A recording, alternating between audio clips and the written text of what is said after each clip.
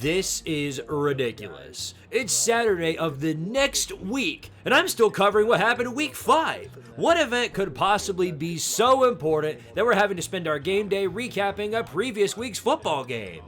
Wait a minute. What? James Franklin did what?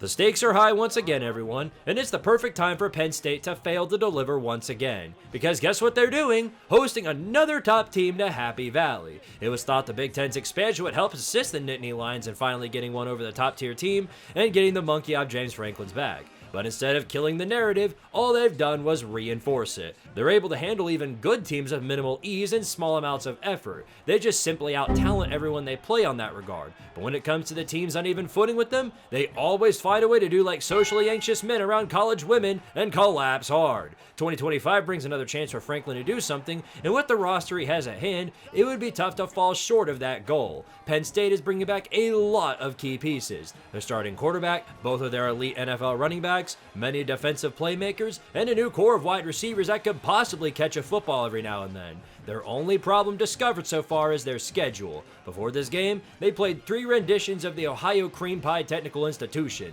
Basically, nobody. They have yet to even get their feet in the water, while other teams in their conference like Wisconsin have sunk deeper than the Titanic. They've done all they wanted to against these teams, so now the answer becomes, what can this talent do against the top opposition? It was Saturday night where we got our long-awaited answer in the form of the Oregon Ducks. Shy of the top 5 when this matchup came along, that doesn't do them justice in what type of team they are. While the talent they go up against is like a walking corpse, they at least played Power 4 competition. Many like me wondered how the Ducks would be without Evan Stewart this year, but it appears that Dante Moore will live without his hands. He had little issues slinging it against his opponents, especially in the second half, where the defenses are exhausted from constantly being on the field. Credit that to an elite defensive front that's been making everyone's life a living hell. If the line can do their job, they'll have no problems contending with their opposition.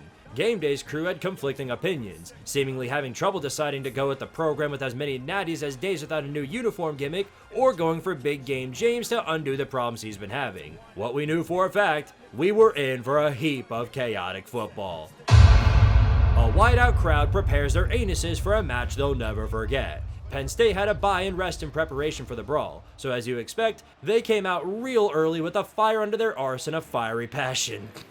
Yeah, I'm joking, you goof. Of course Penn State did nothing. Their offense stagnated constantly. They were better off punting on every first down under the small chance the punter fumbles. That would have been their only shot scoring all through the first quarter. Their defense did as much work as they could for them, constantly keeping Dante Moore in check and slowing down the run game to an almost unusable level. Both sides are caught in a punting brawl until the second quarter, where finally Ryan Barker put up the first points of the game. Any more of that, and we might have seen another Virginia Tech Wake Forest meme score. Now that the dream is dead, Oregon went down the field and let Atticus Sappington, what a name, kick the field goal to tie it. Lord almighty, it's Jeremy Pruitt all over again. We gotta kick the high school field goals, aight? I thought Penn State finally got their chance of scoring, but the Zebras ruled Noah Whittington's knee was down before he shitted the football. This led to a legendary moment in the football game. Moore, quick, Hill, catch, Hill, blocking, Hill, touchdown! Oregon takes advantage! Touchdown. A freaking touchdown. Finally! Wait a minute. It's already a third quarter? I thought we were still in the first. What the hell happened here? This touchdown led to Penn State responding in the most Penn State way possible. Not responding at all. I know there's 11 minutes left, but I would have left seeing this in action. Y'all gotta watch this shit every year. What an unlikable character. I wonder what happens if they ever got a different writer for this story. Fake it to Singleton. Allen takes the shot. Separation! Touchdown!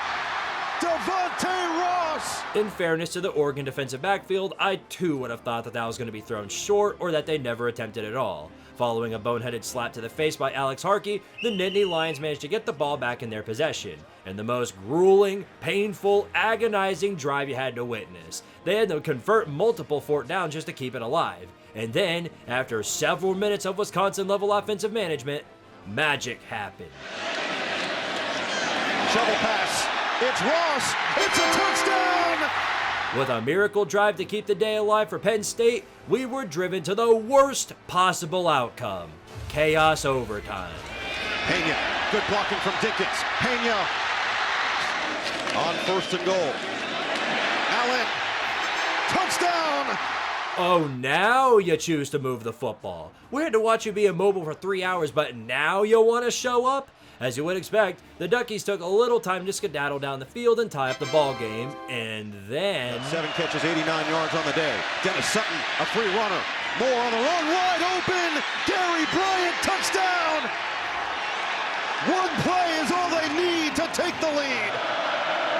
Moore through his progression, intercepted. Denied Dennis Sutton. Looking to return it for Penn State. And he's tracked down from behind by Sadiq. A missed 2-point conversion sets up Penn State to do the thing. The very thing they've been trying to do. Can they do it? Take it to Pena. Aller, sideline. Oh, it's picked! Dylan Fiedeman calls game! Nope.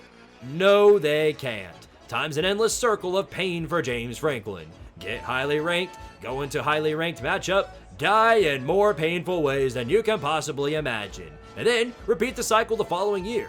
The only thing that wasn't fully predictable is that it wasn't Ohio State doing it first. Don't worry, we'll see it again in the coming weeks because the cycle must repeat until the end of time. Until you get a quarterback that isn't Sean Clifford cubed, this cycle shall run until Penn State is another groundbreaking scandal that takes him out of contention.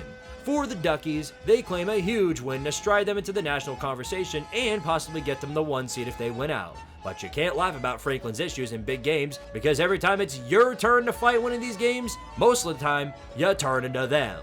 Both of you can go ahead and get out of my sight for at least the next day because, man, I need a break. Anyway, power to Tardaria and see you next time.